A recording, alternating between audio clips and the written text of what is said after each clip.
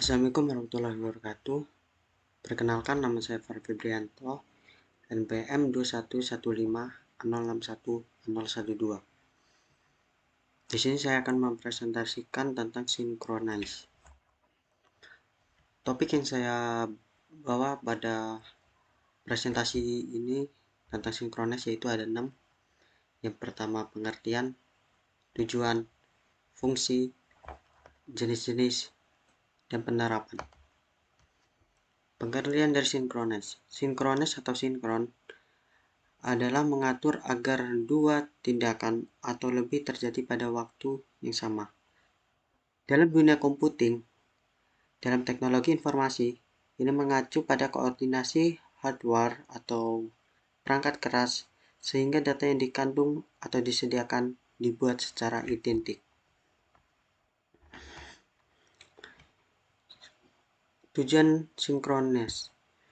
Tujuan sinkronis atau sinkronisasi adalah menghindari terjadinya inkonsistensi data karena pengaksesan oleh beberapa proses yang berbeda, serta untuk mengatur urutan jalannya proses-proses sehingga dapat berjalan dengan lancar. Fungsi dari sinkronis ini yang paling utama pada dasarnya untuk menyinkronkan sesuatu milik Anda dan hal-hal lainnya seperti dengan Google dan layanan lainnya. Jenis-jenis sinkronis ini ada 2. Yang pertama, proses synchronization. Ini merupakan eksekusi simultan dari beberapa utas atau proses untuk mencapai jabat tangan sedemikian rupa sehingga mereka melakukan urutan tindakan tertentu.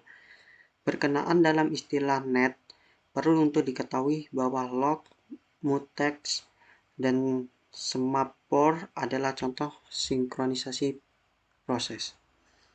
Yang kedua, ada data sinkronisasi. Ini adalah jenis yang melibatkan pemeliharaan data untuk menyimpan banyak salinan data yang koheren satu sama lain atau untuk menjaga integritas data. Sebagai contoh, misalnya replikasi database yang digunakan untuk menyimpan banyak salinan data yang disinkronisasikan dengan server database yang menyimpan data di lokasi berbeda. Contoh dan penerapan sinkronis. Sebagai pengguna Windows, banyak sistem operasi secara otomatis menyinkronkan jam sistem perangkat dengan time server secara remote atau jarak jauh yang akurasinya terbilang sangat bagus.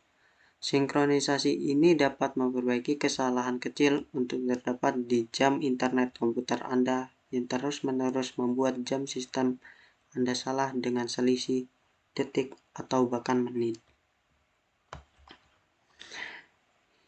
Yang terakhir ini ada pentingnya sinkronis. Sinkronis penting karena memeriksa perbedaan antara dua wadah data untuk menghindari data yang tidak diperlukan yang sudah berada di kedua sumber data. Misalnya pada perusahaan kayak jual beli seperti Shopee ataupun Tokopedia.